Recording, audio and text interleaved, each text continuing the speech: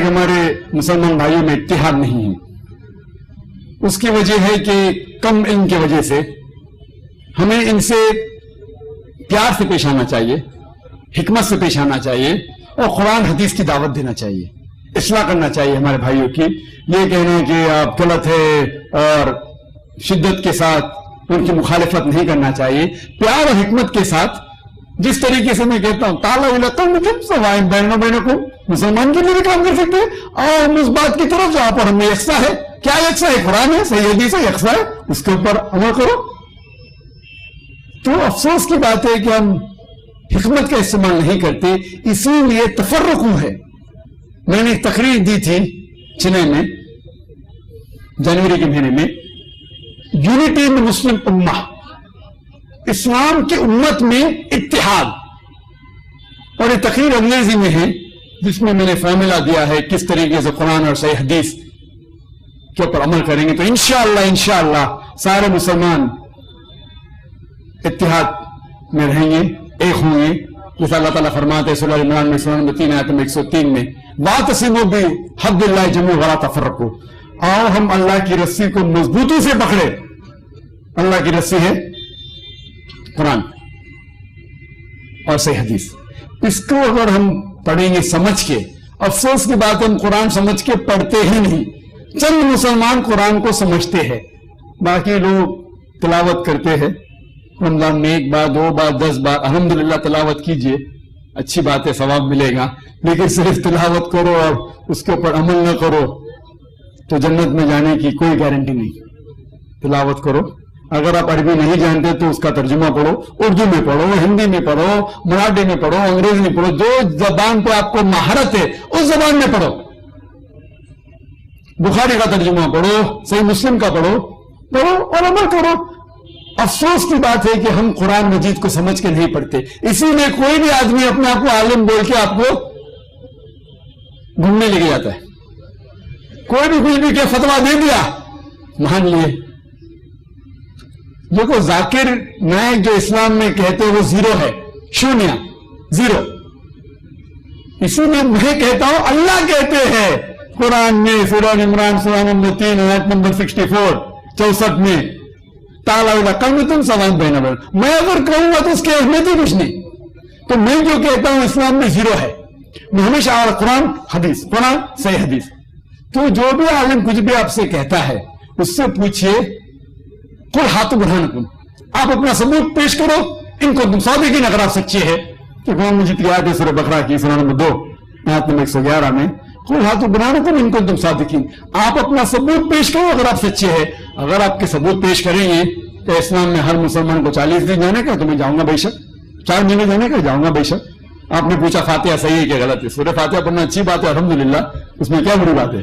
لیکن آپ کا مین سوال ہے کہ کھانے پہ فاتحہ پڑھنا اور کسی شخص کے نام کے اوپر ذریعہ بنا کے کرنا، قرآن مجید میں کم از کم 4 جگہ کہا گیا ہے۔ سورہ بقرہ میں سورہ نمبر 2 آیت نمبر 173، سورہ مائدہ سورہ نمبر 5 آیت نمبر 3، سورہ انعام سورہ نمبر 6 آیت نمبر 145، اور سورہ نحل چیپٹر نمبر 16 سورہ نمبر 16 آیت نمبر 115 میں اللہ تعالیٰ فرماتے حرمت علیکم المیتۃ والدم ولحم الخنزیر وما اہل لغیر اللہ بہ، آپ کے لیے حرام ہے سور کا گوشت، خنزیر کا گوشت، مرا ہوا گوشت، خون، اور وہ کھانا جس کے اوپر اللہ کے علاوہ کسی اور کا نام لیا گیا۔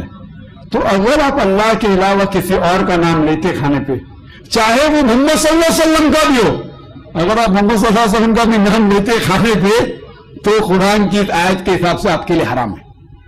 تو باقی کسی کے پیر یا لینے کا اجازت ہے ہی نہیں، یہ میں نہیں کہہ رہا ہوں، آپ جا کے مت کہنا ڈاکٹر ذاکر نائک کہتے ہیں کہ اللہ کے علاوہ کسی کا نام لینا حرام ہے، میں کیا تو کچھ اس کی اہمیت ہی نہیں۔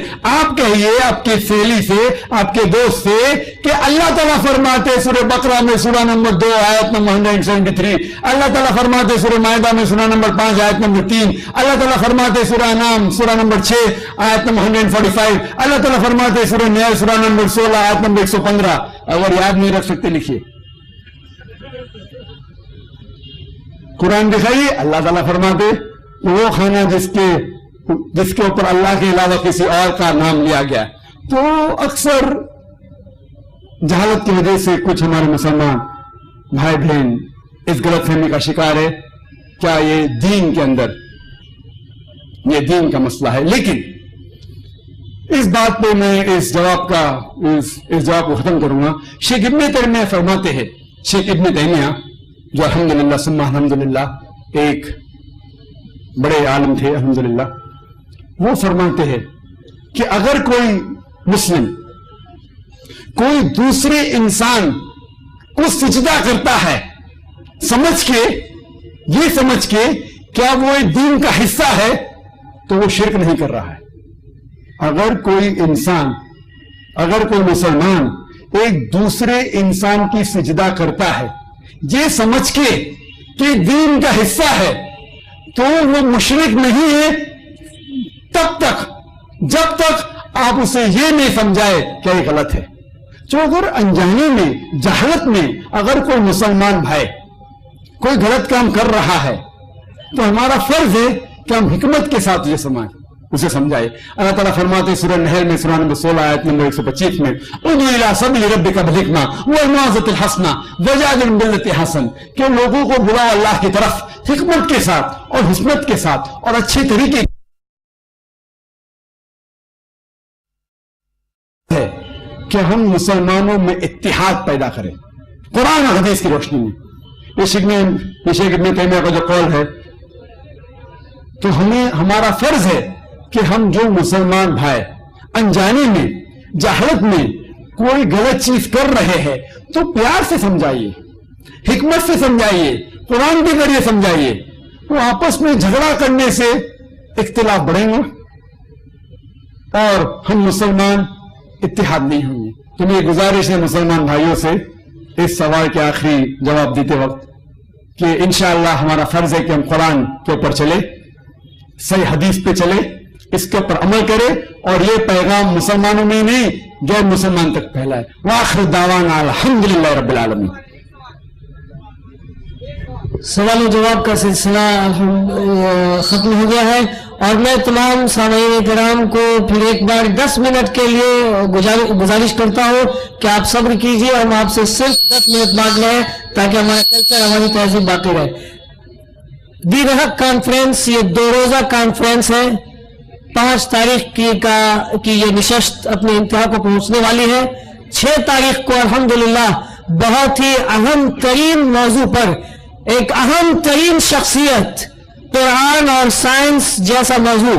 आप सोच सकते हैं कि कुरान जो अल्लाह रब्बुल आलमीन ने जिसको नाजिल किया है, बिल्कुल वो साइंस है, बिल्कुल साइंस है, कोई इसमें शक शुबे की गुंजाइश नहीं। अगर इस मामले को समझने की कोशिश करना है और समझना चाहते हैं कि नमाज के अंदर साइंस क्या है, रोजा के अंदर साइंस क्या है, हज के अंदर साइंस क्या है और दिगर अहकाम के अंदर साइंस क्या है, अगर आप समझना चाहते हैं तो हम उम्मीद करते हैं कि कल भी इंशाअल्लाह ताला आपके अंदर यही जज्बा रहेगा जो अभी आपने हमारे सामने पेश किया है। आपका वक्त नहीं लेंगे, फिर भी 5 मिनट और गुजारिश करते हैं कि चूंकि ये प्रोग्राम अलविदा एजुकेशन एंड वेलफेयर सोसाइटी की जानिब से हुआ है, इसलिए अलविदा एजुकेशन एंड वेलफेयर सोसाइटी एक सपासनामा पेश कर रही है, उसे आप सुन लीजिए। सदर साहब का दुआई कलमा होगा और उसके बाद ऐलान होगा इख्तिताम का। सब्र कीजिए 5 मिनट।